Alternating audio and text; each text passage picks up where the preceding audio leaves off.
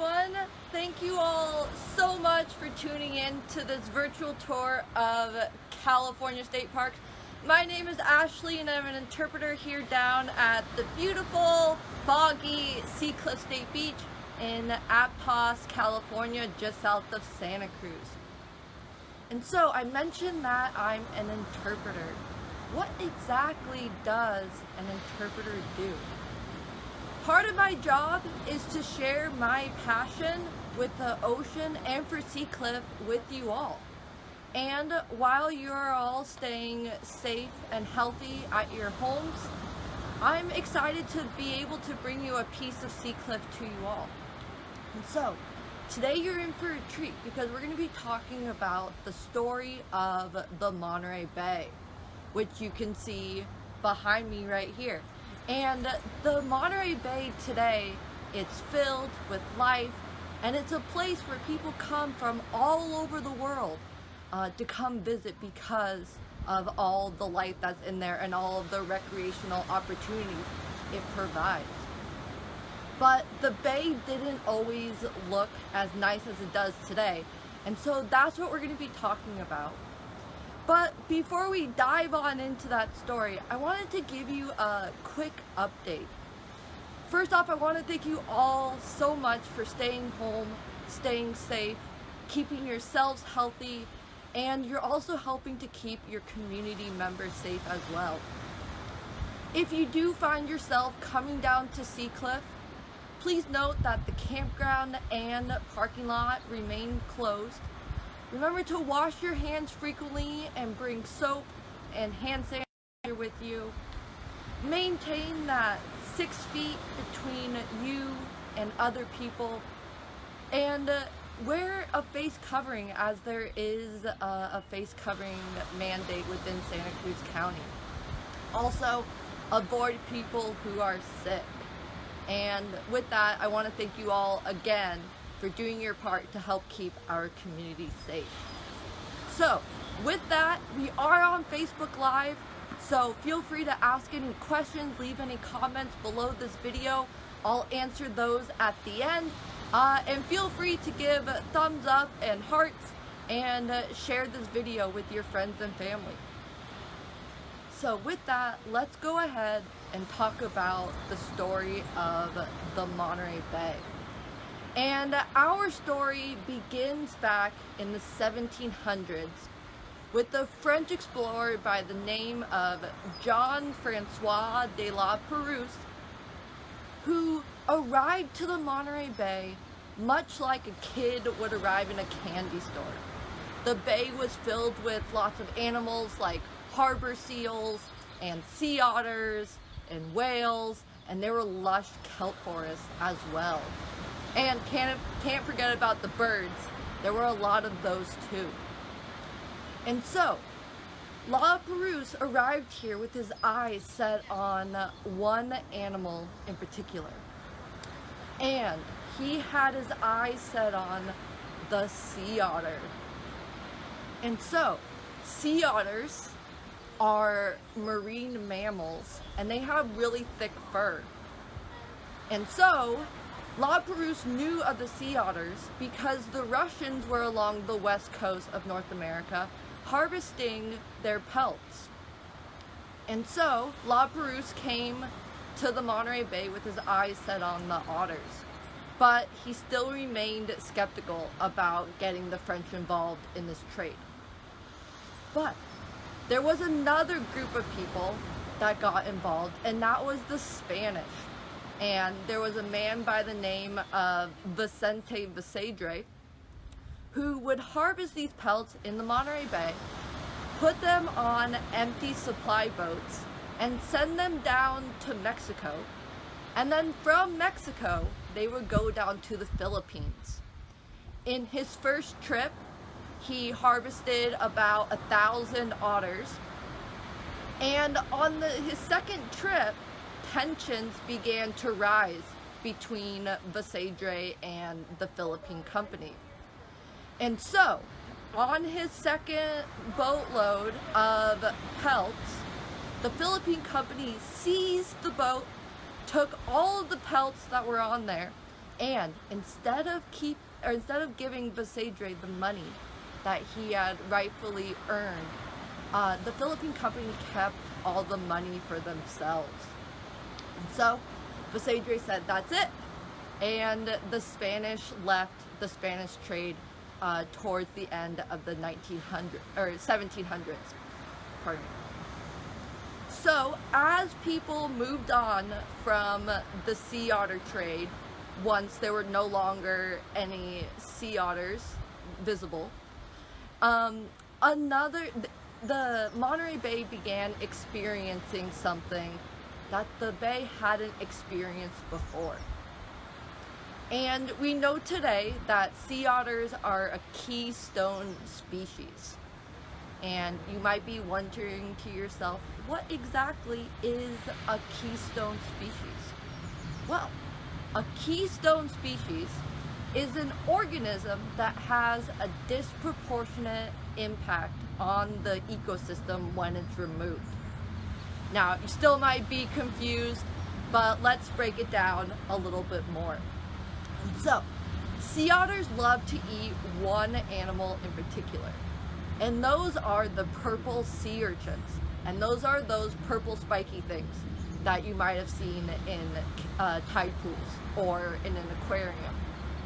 And those urchins crawl along the bottom using their many tube feet, and they'll chew at the base of the kelp stalks. And once that stalk is detached from what's known as its holdfast, that stalk dies. And so, when there are no more otters to eat the urchins, then you get a population explosion of urchins, and you get something that's called an urchin barren. And I got a picture to show you, and this is what an urchin barren might look like. So we have a lot of purple sea urchins, and there's no kelp around. And so, once the otters were done being targeted, people turned to another animal. And this animal was much larger, and I'm talking about whales.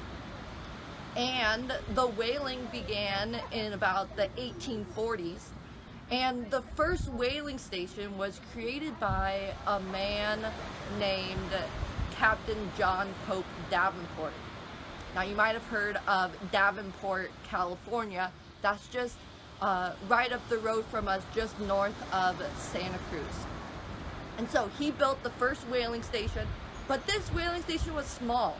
It had a crew of about 12 men and only 2 boats. And in the first year of his business, they harvested about 18 whales. The following year, another whaling station was created, and this one was much larger. This one harvested about 900 whales, which was about 5 times the business of Davenport's. And out of the 900 of those whales, about a third of those were gray whales, or humpback whales. And so, why were people harvesting these whales? What were they using them for? Well, whales are also marine mammals, but unlike the sea otters that use their thick fur to stay warm, whales use their thick layer of fat, or blubber, to stay warm. And people would harvest the whales and render down that blubber. And one whale would give a profit of about $500 to $1,000, and that might not seem like a lot for the size of a whale and in today's money, but at that time, that was worth about 2 to 3 pounds of refined gold. And so that during the gold rush, that was nothing to sneeze at. That was considered a good haul. And so, whaling only lasted for 5 years. And I have a question. And that question is, we know today that gray whales migrate between Alaska and Mexico.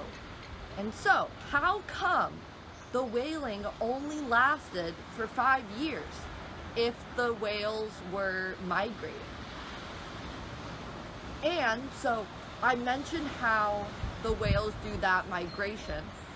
And whales were also being harvested down in Mexico. And so it was a double-edged sword for the whales. They were getting harvested at both ends.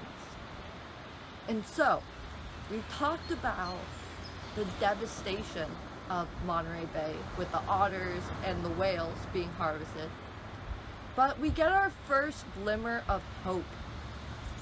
And there was this lady who spearheaded the recovery of the Monterey Bay, and she shared her passion for the ocean with people around her and encouraged everyone who looked out onto the bay that it is something worth protecting.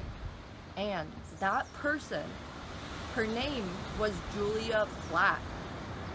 And so let's give a little background on Julia. Julia was originally born in San Francisco, but she moved to the East Coast to pursue a college degree in sciences. And this was during the time when women weren't awarded, quote, real degrees. And so she was awarded a Bachelor of Arts. And Miss Platt became attracted to the West Coast again because there was a new research station being built in the town of Pacific Grove. And today that research station is Hopkins Marine Lab, which is run by Stanford University. And so she came back to the West Coast with her eyes set on getting a job at this research facility. But again, this was during the time when women weren't involved in science. And so unfortunately, she never got that job with this research facility. And so she said something along the lines of, life isn't worth living if I can't do the work I love. So what I gotta do is I gotta do second best. And so that's exactly what she did. She shifted from being an ocean researcher to an ocean conservationist and advocate. And so she was always an innovative thinker, and she went to city council meetings and urged her fellow community members to fight for the health of Pacific Grove as a whole and the ocean. And because she was so adamant at helping to protect Pacific Grove, people became frustrated with her as she loved to rustle feathers. And so they said to her, well, if you want to run everything, why don't you run for mayor? And so, being the person that Julia was, that's exactly what she did, and she became the mayor of Pacific Grove. And that allowed her to further protect the Monterey Bay. And she knew that she was faced with an ocean-sized problem, and that it wasn't a problem that only she could solve by herself. There was pollution going on from all the sardine factories. There were lots of coastal development going on. And there was over-harvesting of animals within the tide pools. And so, because it was such a huge problem, she broke it down into two main goals. The first goal was to help reduce the amount of pollution that was going into the Monterey Bay. Because the Monterey Bay is a huge tourist attraction, and nobody would want to go to a place where the water was really dirty and there was sardines were being harvested, and so there were a lot of fish guts, it was just not a good place to be. And so Miss Platt wanted to reduce the amount of pollution. And her second goal was to create a bank for in the ocean for animals to start to recover. And so she created the Hopkins Marine Life Refuge, which was the first marine protected area within California. And so, because of Julia's efforts, the bay began healing itself. And the recovery continued into 1992 when the Monterey Bay National Marine Sanctuary was created. And this provided protection for all the animals and the habitat for those animals in the bay. And it also provides people like you and I a place for people to go recreating, provides a natural classroom like I'm bringing to you today, and it also supports commercial fisheries, including and also whale watching. And so the bay has continued to recover. Today it's a landmark. People come here from all over the world to experience the Monterey Bay for themselves. And I just wanted to show you a map just so we're on the same page, because the Monterey Bay Sanctuary is actually very large. And so this is a map, a satellite picture of the coast of California. This star right here is us at Sea Cliff right here. And this line out here, this is the sanctuary line. And so it extends to its northern point about 7 miles north of San Francisco. And in its southern point, it's in Cambria, which is in San Luis Obispo County. And it covers about a quarter of the coastline of California. And so, I want to leave you all with something. Julia realized that the bay was worth saving. And while she did have a scientific background, you don't have to have that sort of background to help protect the ocean.